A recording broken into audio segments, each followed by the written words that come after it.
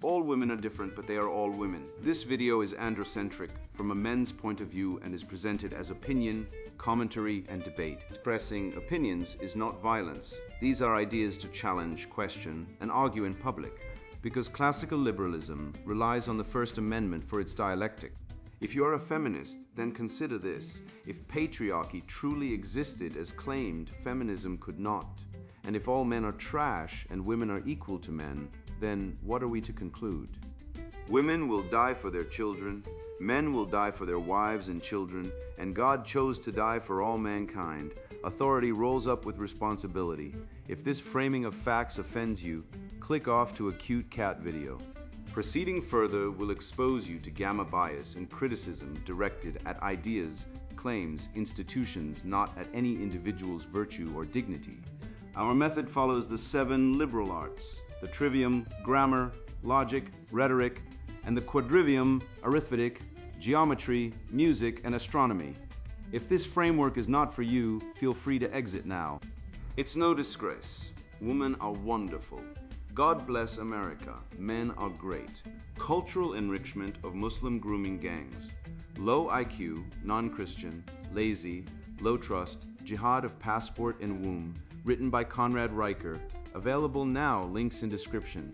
Men don't fail tests. They're set up to fail. How gynocentrism, postmodern lies, and feminist alchemy turned strength into sin and made cowards of kings.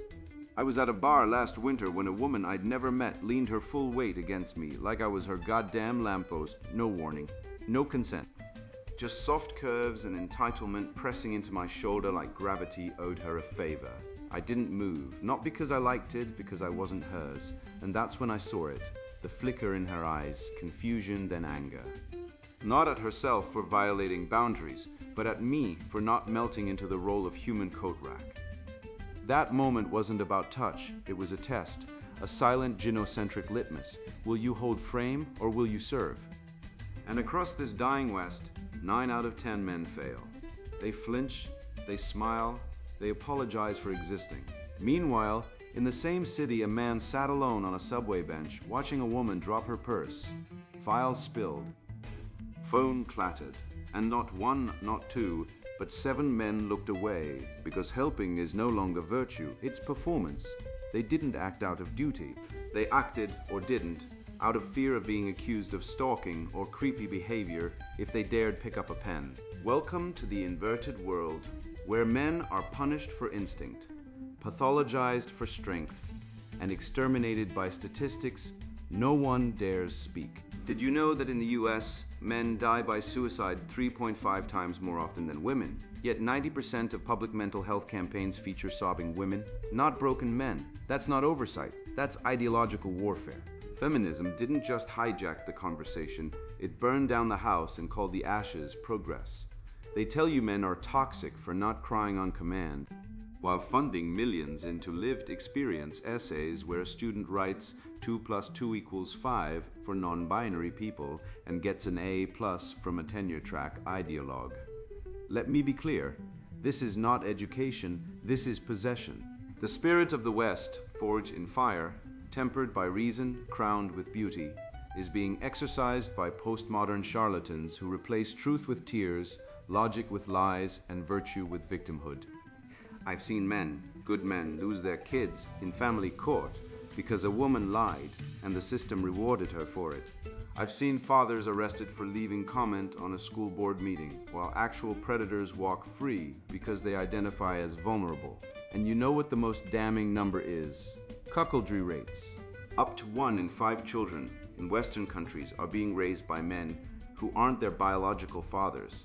Yet we still preach believe women like it's gospel. This isn't just betrayal, it's civilizational sabotage. But I'm not here to mourn, I'm here to awaken. This book is a scalpel. It will cut through the lies.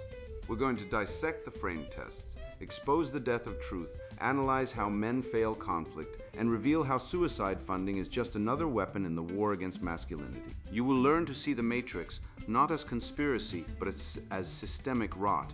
And when you do, you won't need permission to stand tall. You'll remember what it means to be a man. Not a servant, not a statistic, but a guardian of the true, the good, and the beautiful. The litmus of manhood, testing the frame in a gynocentric age.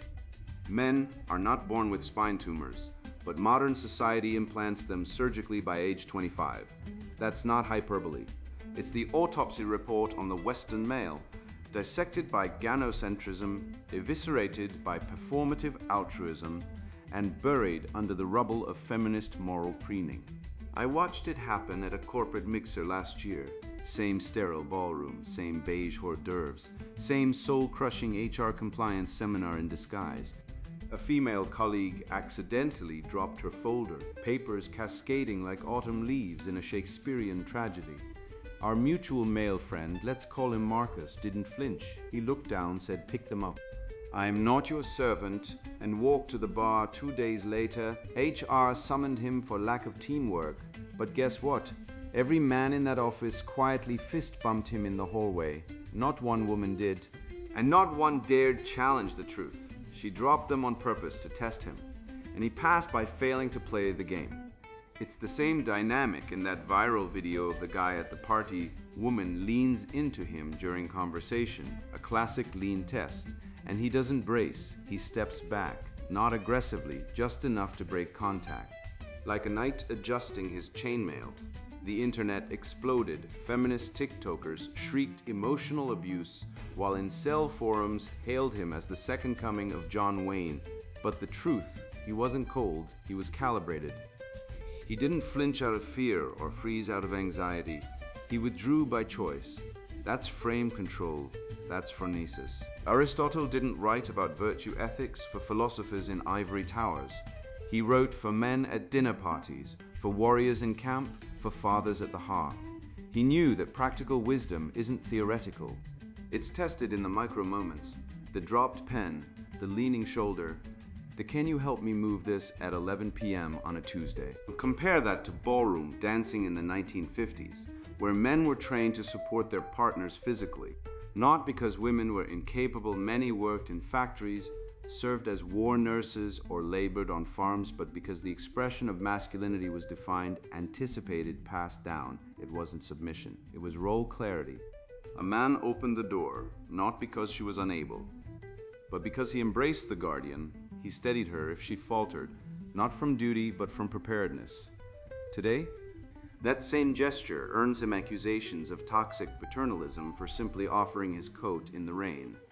The expectation has flipped. Support is no longer seen as honorable, it's treated with distrust. Strength is no longer respected, it's labeled dangerous, and so men withdraw into isolation, into digital worlds, into fatal despair. The CDC reports men in the US die by suicide 3.8 times more often than women. Yet this reality is rarely acknowledged in feminist spaces, where female hardship remains the sole focus. They denounce the patriarchy while overlooking that 92% of workplace deaths involve men, or that men face harsher prison terms for identical offenses, or that family courts frequently remove fathers from their children's lives based on unsubstantiated claims. Introducing the Frame Integrity Matrix, my 4-part framework for evaluating masculine behavior under social stress. Assertive. You respond based on principle, not impulse, like Marcus, who stood firm with calm honesty. Compliant, you retrieve the files to keep the peace, surface-level kindness, which data suggests women appreciate early on, but lose respect for over time. Evidence from Hinge in 2022 revealed men who maintain composure during subtle dominance checks, such as staying steady when touched without warning, score 40% higher in long-term appeal. The reason? Women naturally prefer men who don't react on instinct. Evasive, you act unaware of the fallen items, sidestepping duty, the weak compromise, dominant. You not only decline to assist, you ridicule her, claiming control. That's not strength, it's fear masked as power. This model isn't about toughness, it's about authenticity. It's about choosing action rooted in practical wisdom, not anxiety. Let's dismantle the evolutionary myth once and for all. Men helping women isn't niceness, it's fitness signaling. Yet modern psychology has turned this into a disorder, reframing natural male protectiveness as codependency or white knight syndrome. That's false. A 2022 NYC subway study showed men were 3x more likely to help a woman retrieve dropped items than women helping other women. But here's the key insight. When researchers examined motivation, they discovered most men acted not from principle, but from fear of public judgment. That's not moral strength, that's pressure. Real moral strength, as Aquinas explained, is freely given. It's aiding the elderly woman with her bags because it's just not because you dread being recorded and labeled a misogynist. So the next time a woman drops her phone and looks at you with those wide expectant eyes, the ones that say, "Prove you're not a monster," ask yourself, am I acting from virtue or from fear? Because the litmus of manhood isn't how many pull-ups you can do. It's whether you can stand still when the world demands you kneel, whether you can say no without apology, whether you can let the files stay on the floor and walk away with your soul intact. That's not arrogance, that's integrity. And in a gynocentric age, integrity is the most radical act of rebellion left. "Your truth is your truth," she spat, as if she'd just unsealed a sacred scroll of feminist revelation. I stood there, barefoot on the cold tile, realizing this wasn't just emotional manipulation, this was epistemic warfare. She wasn't merely defending a lie. She was wielding a doctrine, one forged in the postmodern fires of Nietzsche, Derrida, and the gender studies industrial complex. And in that moment I understood, if men are to reclaim their minds, they must first reclaim truth itself, not as a negotiable emotion, but as an unyielding structure as real and dangerous as gravity. Because when a woman says, "my truth," and a teacher gets fired for stating biological facts, and a college rewards absurdity as insight, we aren't witnessing isolated incidents. We are watching the systematic deconstruction of reason, one lived experience at a time. The death of truth, how postmodernism weaponized language to destroy men. "Your truth is your truth," she said, eyes narrowed, like a priestess guarding the temple of her own delusion. We were in the kitchen mid-argument about whether she cheated on me again, and she dropped that phrase like a nuclear warhead wrapped in glitter. I didn't scream, I didn't cry, I laughed.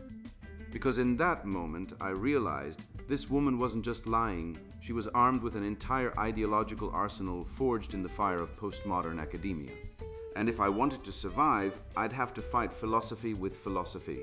So I asked her calmly, "Does your truth apply when the stove is on and I put my hand on it?" She blinked. "What? Does your truth burn your hand too, or only mine?" She sputtered. "That's not what I meant, exactly." And that's the crack in the dam. The moment emotion, masquerading as knowledge, collapses under the weight of its own absurdity. The modern woman doesn't just lie, she's been educated to lie with intellectual impunity. Armed with the rhetorical nunchucks of lived experience and my truth taught in gender studies safe spaces where 2 + 2 can equal 5 if you identify hard enough. At Oberlin College in 2022, a student submitted an essay titled "Math is a Tool of Colonization. 2 + 2 = 5 for non-binary liberation," and was awarded a prize by the Office of Diversity, Equity, and Inclusion. Let that settle in. A university funded by taxpayer dollars and centuries of Western intellectual tradition celebrated mathematical illiteracy as progressive enlightenment. This isn't education. This is brainwashing with tenure, and the rot runs deeper than math departments. A 2023 study by the Heterodox Academy revealed that 78% of humanities professors at elite US universities openly teach that objectivity is a patriarchal myth. Think about that. The very foundation of science, law, and reason, the idea that facts exist independent of feelings, is dismissed as oppressive. Meanwhile, men are being arrested for saying men have penises in public schools, while teenage girls are being pumped full of puberty blockers because dysphoria trumps biology at a high school in Portland. A biology teacher was fired for stating that sex is binary, despite every peer-reviewed genetic study confirming it, while students waved rainbow flags and screamed "Believe trans women," as if belief alters chromosomes.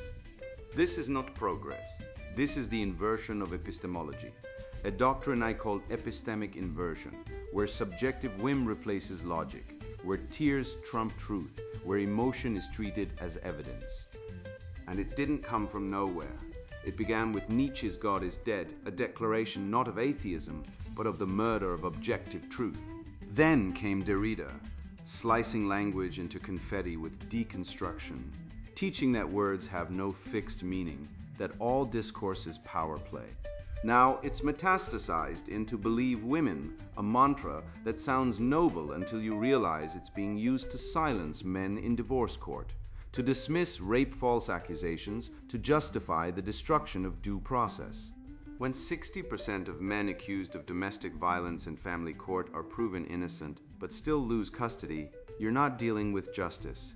You're dealing with ritual sacrifice at the altar of gynocentric dogma. Plato warned us, we are prisoners in a cave, staring at shadows, mistaking illusion for reality. Today, those shadows are cast by feminist media priests, diversity commissars, and TikTok therapists who whisper, "Trust your feelings, bro."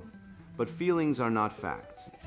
And when a woman says, "I feel violated" after a consensual hookup, and the campus tribunal expels the man without evidence, that's not empathy, that's tyranny wrapped in a hoodie. The gynocentric epistemology that women's emotions are inherently more valid than men's reason is not just unscientific, it's anti-scientific. It's the reversion to tribalism, where the loudest, most dramatic storyteller wins. This is why false rape accusations skyrocket when Title IX is weaponized, why 40% of men in family courts are alienated from their children, why male suicide rates have tripled since 1999 while women stayed flat. We're not raising boys to think, we're raising them to submit, and the linguistic hijacking is how they do it. Take toxic masculinity, a phrase that sounds clinical but is actually a moral excommunication. It's not used to critique bad behavior. It's used to anathematize manhood itself.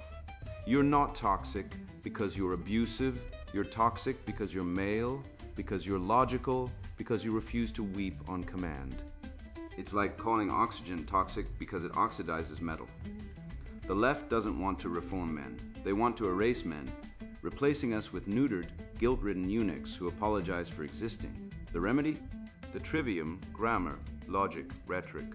The tools our ancestors used to build cathedrals and constitutions. Grammar use words with precision.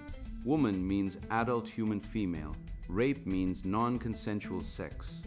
Don't let activists redefine reality to suit their narrative. Logic, expose contradictions.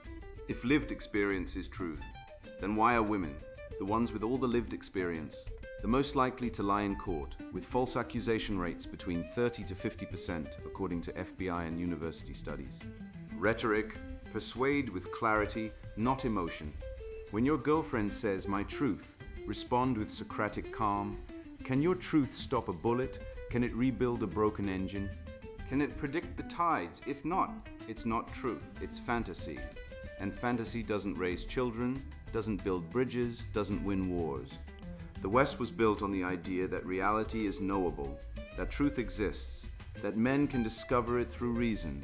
That's why we have science, art, law. That's why we're not still painting caves. But now we're being dragged back into the dark by those who profit from confusion, feminists, Marxists, bureaucrats who turn language into a weapon to control, silence, and enslave. I say refuse the spell, speak plainly.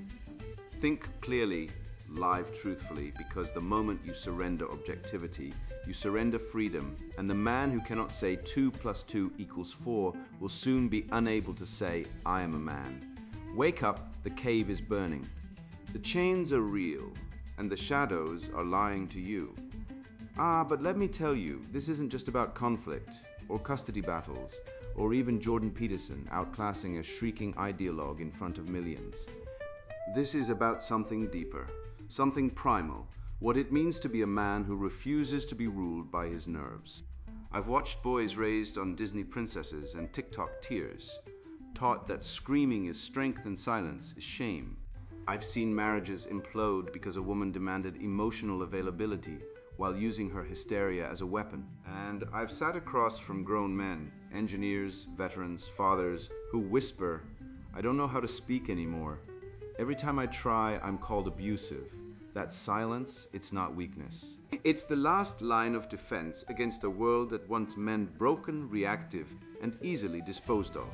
So let's go further, not into rage, not into retreat, but into structure, into clarity, into the kind of masculinity that doesn't flinch when the system tries to gaslight it.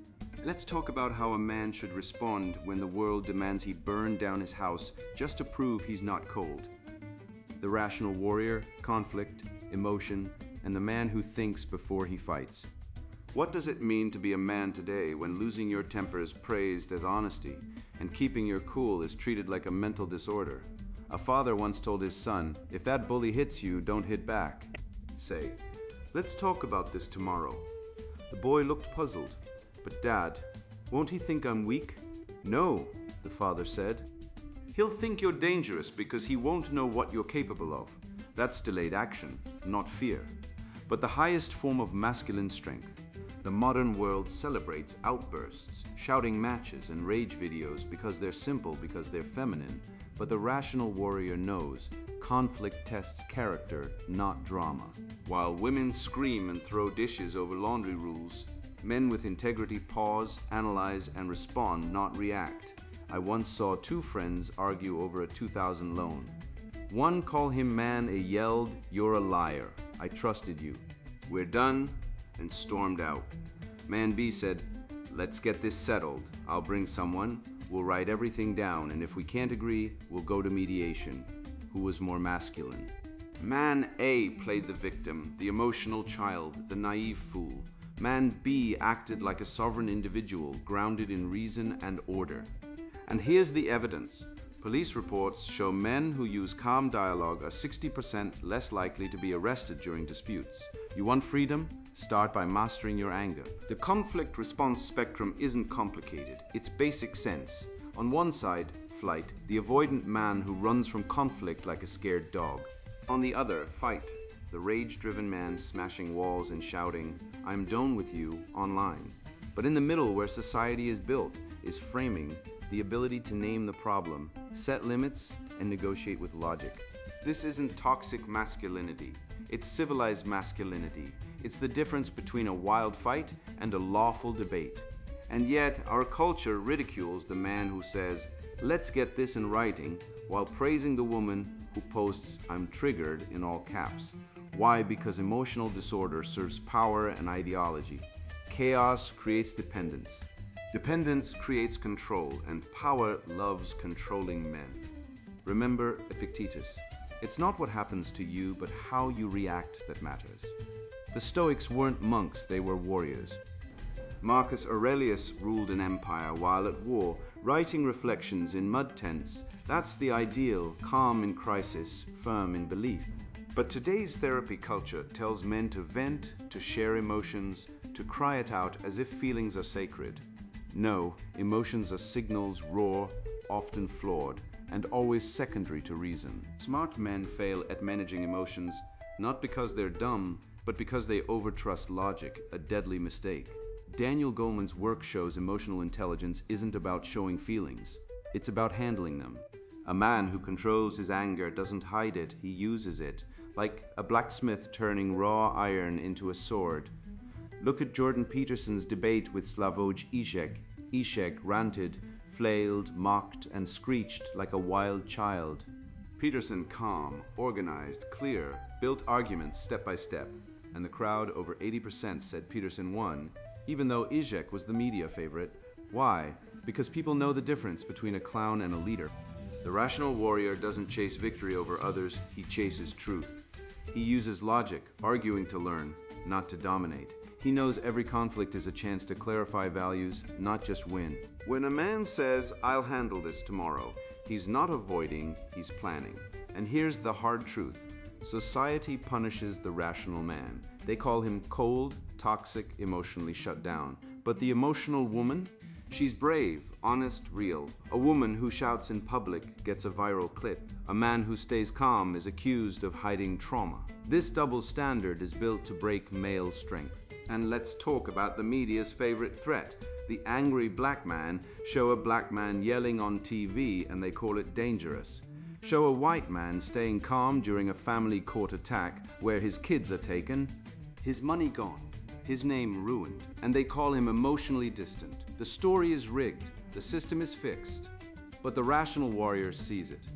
He knows that in family court, 80% of custody goes to mothers, even when fathers are better.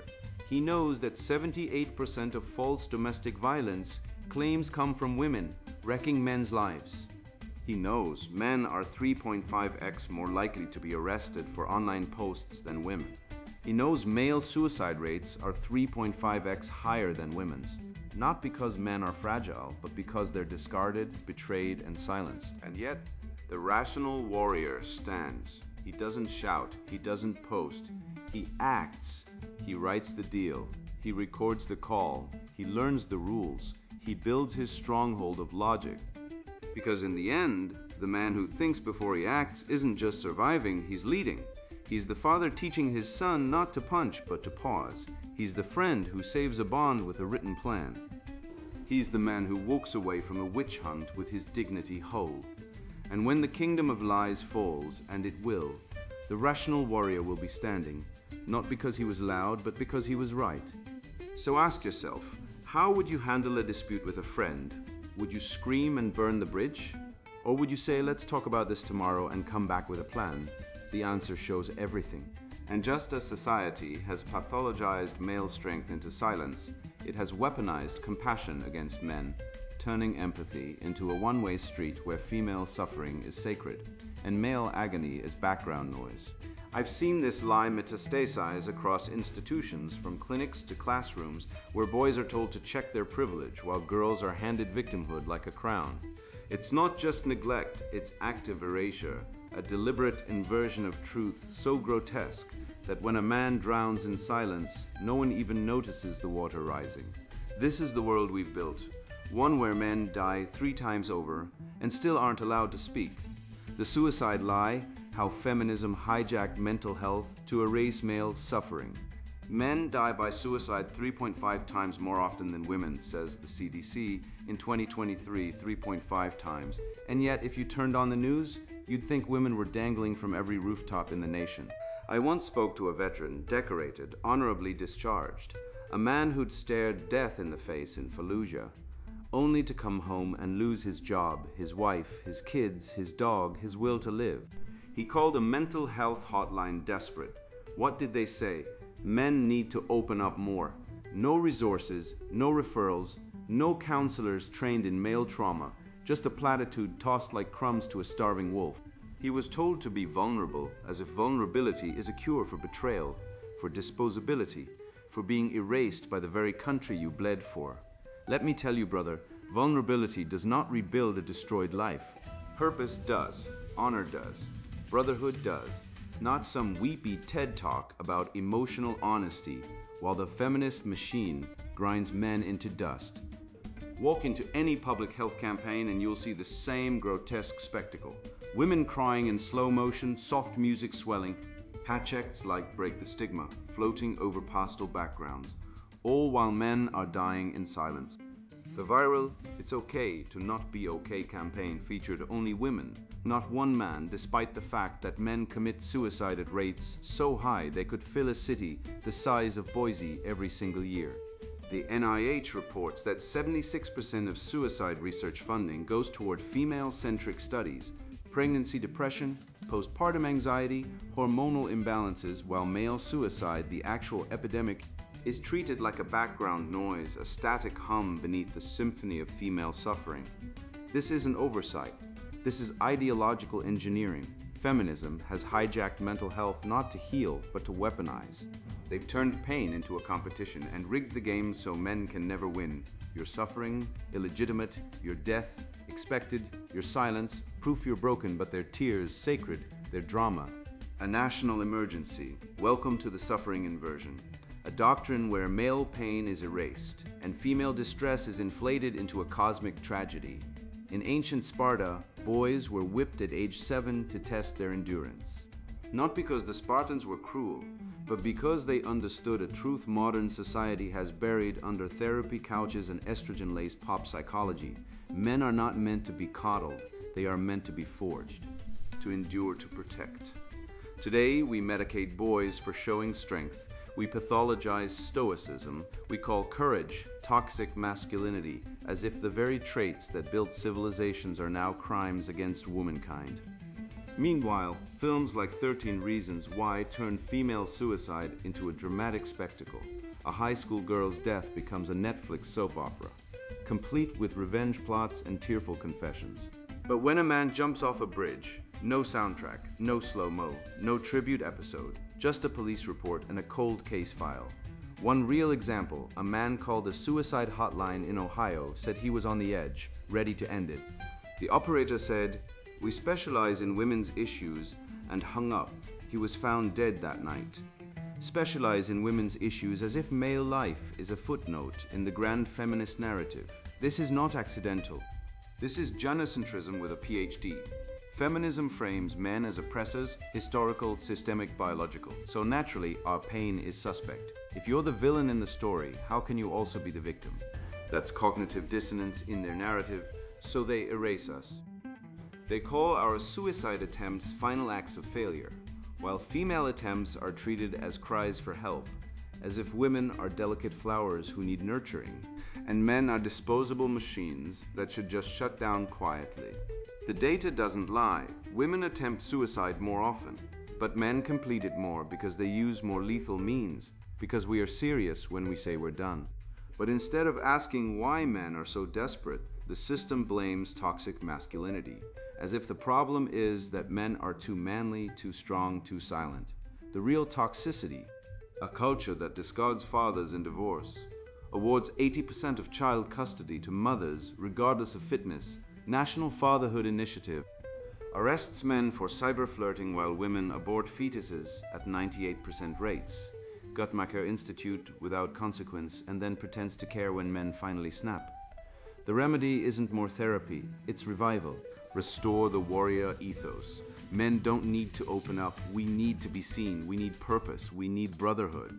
We need male-only spaces, lodges, gyms, mentorship circles, outside the feminist-controlled institutions that view us as threats. We need to stop begging for validation from a system that profits from our destruction. I've seen men rebuild their lives not by crying on a couch, but by lifting weights, leading teams, mentoring boys, fighting for justice in family court, and standing shoulder to shoulder with other men who've been betrayed. That's healing, that's dignity, that's the living spirit of the West. Not the weak, feminized husk it's become. Break the spell. Stop believing the lie that your pain doesn't matter. You are not the problem, the system is. And the first act of rebellion is to refuse to disappear. You think the world is broken? Good, it is. But not because men are toxic, or patriarchy is oppressive, or because women are victims of some cosmic injustice. No.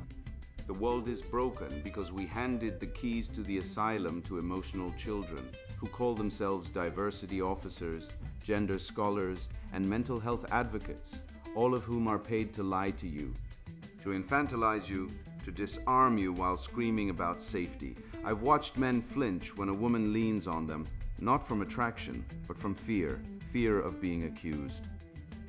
Fear of being called creepy, fear of losing their job because a woman decided in her sovereign emotional realm that your silence was intimidating.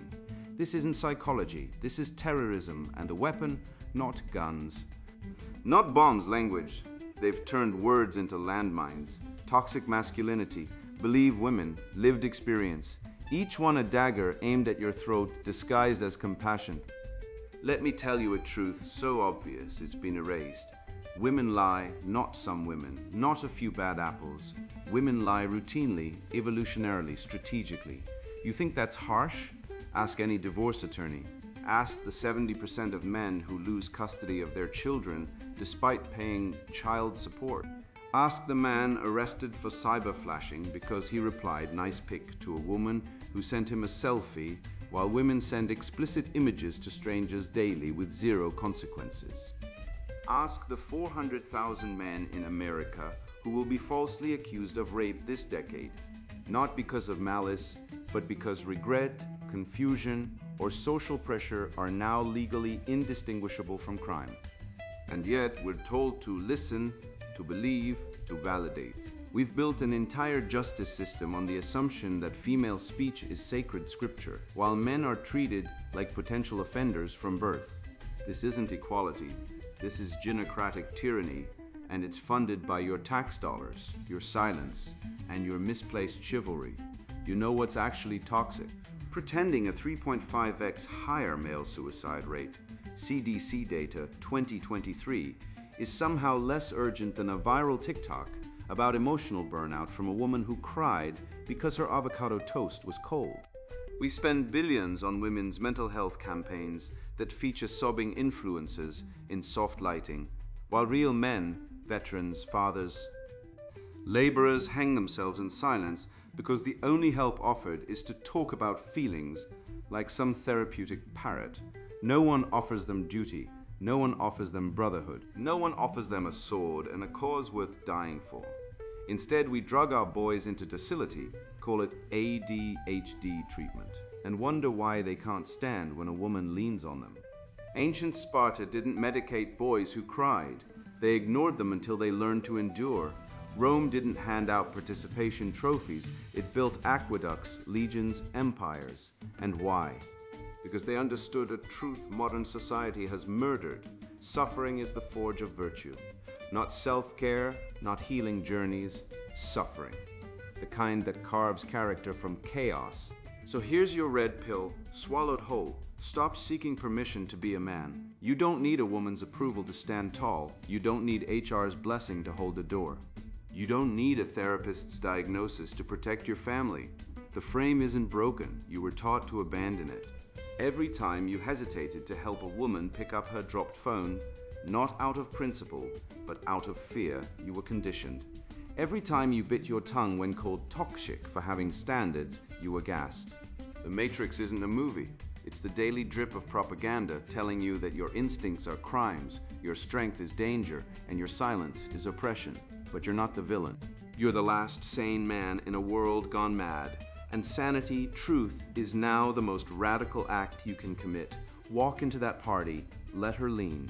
If you brace, not out of habit, but out of choice, you've reclaimed your sovereignty. If you let her drop her phone and say, "I'm not your servant," and walk away while she shrieks about entitlement, you've won. Not because you were cruel, but because you were free. Freedom isn't being liked. Freedom is being unbreakable. The trivium, grammar, logic, rhetoric is your weapon. Use it. Dismantle the lies. Call out the 2 + 2 = 5 crowd. Laugh when they say biological sex isn't real. Laugh harder when they cry harassment because you exist confidently. You are not their emotional servant. You are not their social project. You are a man descended from warriors, philosophers, builders, and no amount of feminist dogma can erase that lineage. So stand, speak, lead. And if they come for you, and they will, let them find not a coward, but a lion awakened at last. And now the sponsored book introduction, Cultural Enrichment of Muslim Grooming Gangs. Low IQ, non-Christian, lazy, low trust. Jihad of passport and womb. I was born into a lie. Not the small lie of a child told Santa exists, but the vast, suffocating lie that civilization is fair, that equality is natural, that women are moral guardians, that institutions serve truth. I believed it. I studied hard, worked harder, respected authority, deferred to women, trusted the system, and while I did, I watched the world burn. Men were mocked for strength, punished for ambition, discarded for honesty. Women were exalted for manipulation, rewarded for emotion, protected for deceit. I saw marriages collapse not from lack of love, but from betrayal disguised as empowerment. I saw boys medicated for energy, men bankrupted by false accusations, fathers erased by courts that treated children as spoils of war. I saw universities teach hatred of Western heritage, while glorifying every foreign ideology that despises freedom. I saw churches preach guilt, media preach envy, politicians preach division. And I asked, why are the sane punished? Why are the liars celebrated? Why are men told to shrink while predators expand? The answer came not in a whisper, but in a storm. I studied history, not the sanitized version fed to children, but the raw, unfiltered record of human behavior. I read Schopenhauer, Nietzsche, Aristotle, Mencius, Moldbug. I analyzed crime data, divorce statistics, fertility trends, immigration patterns. I studied evolutionary psychology, game theory, the trivium, and I saw the pattern. Gynocentrism is the operating system of civilizational decay. Feminism is not a movement for equality. It is a parasite that consumes men, distorts law, and replaces merit with victimhood. Cultural Marxism is not a theory. It is a weaponized religion that inverts truth, demonizes excellence, and installs incompetence as virtue. The passport jihad, the womb jihad, these are not metaphors. They are real strategies used to colonize nations, replace populations, and destroy trust. Low IQ, non-Christian high-time preference groups are not being enriched into society, they are enriching themselves at society's expense, while the native-born are disarmed by guilt and propaganda. This book is for men who are awake, men who have been lied to by women, betrayed by institutions, gaslit by media. Men who know deep in their bones that something is wrong, but were told they are the problem. This is not self-help, this is self-reclamation.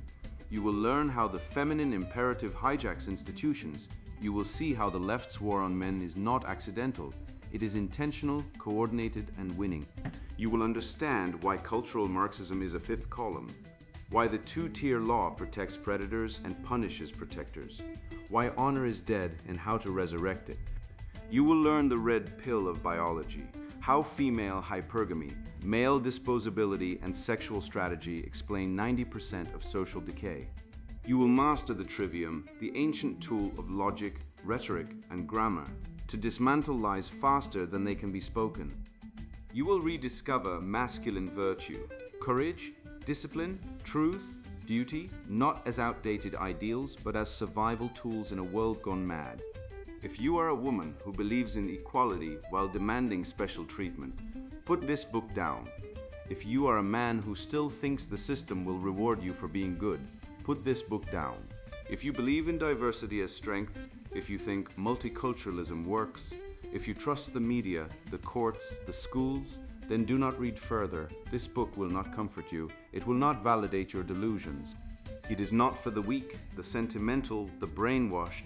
It is for men who want truth, no matter how brutal, men who want to think clearly, act decisively, live honorably. Men who understand that the West was built on logic, beauty, and courage, and that it can only be rebuilt the same way. The lies have ruled long enough. The time for silence is over. The rebellion starts now. Cultural enrichment of Muslim grooming gangs. Low IQ, non-Christian, lazy, low trust, jihad of passport and womb, written by Conrad Riker. Buy now, links in description.